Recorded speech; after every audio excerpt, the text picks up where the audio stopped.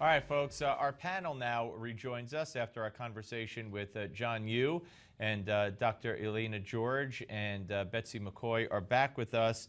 And I want to start with you, Doctor, the former Deputy Attorney General, saying that we have the authority to and we should ban all flights from the countries that are infected with Ebola until further notice. Do you agree with that as a strategy? Because we've learned now that this man who is now infected, I mean, he lied to the Liberian officials 3 times, said he had no contact with anybody who had Ebola, when in fact he was taking care of a person who had Ebola.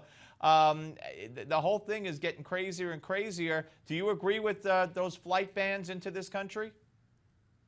I think it would be an excellent idea, but that's maybe a little hard to implement. But at the very least, maybe they should have quarantines in the West African countries for at least 21 days, so that if you're going to fly out of there, especially to the United States, you have a period of time where if you are going to manifest the disease, you can be stopped. That's reasonable. That's not asking for a lot. Betsy?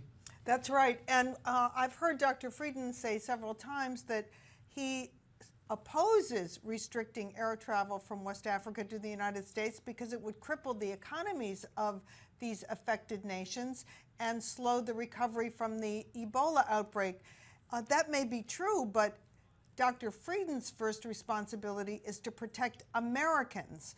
And when we see how unready many hospitals are for Ebola, when we see the anxiety currently being felt by the people of Dallas, and this could be duplicated in other cities when travelers arrive carrying Ebola, it seems to me that we should halt this travel until the nation is prepared to defend our own residents from this disease. Let me ask you, Doctor. The president again today touting the fact that we're fighting Ebola. We sent 3,000 troops, overseas, including to Liberia. And I've heard the CDC say that, and Dr. Ezekiel Emanuel say that the way to stop Ebola is to stop it in the African countries. And again, as Betsy pointed out, they seem more worried about the African countries than us. What's more important at this point? I mean, if you're in charge of, I don't want to get too political with you, but if you're in charge of keeping the people of this country safe today, are you more concerned with what's going on in Africa with the disease, or what's going on here right now with the disease? Honestly, they're not mutually exclusive. They're connected because there's no sense of urgency, and we're allowing people to travel freely between Africa and the rest of the world. We're all at risk. So until they really do something that's really going to stop the transport of this virus, we're all in it together. And I don't believe that sending troops to Africa are really going to help it's not really going to help the situation. What training do they actually have to work with a hot virus that's a biohazard level 4 type of disease? No soldiers trained to do that. So I'm not sure again, we don't know what they're going to do, how they're going to do it, how they're going to be protected, and what happens when they deploy back home. That's the questions that nobody seems to be asking.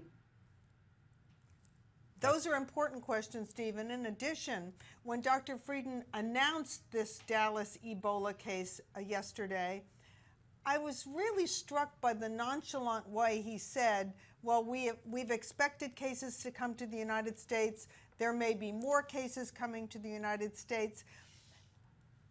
It shouldn't be such a nonchalant acceptance of this risk.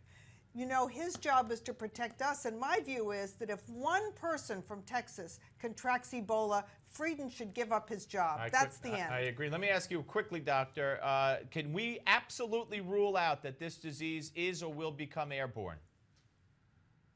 We can't rule out anything. This is a virus, and it's rapidly changing. The DNA structure, or sorry, the RNA in this case structure changes. Nobody can say with certainty, and that's where I get really concerned when people say absolutely it could never happen.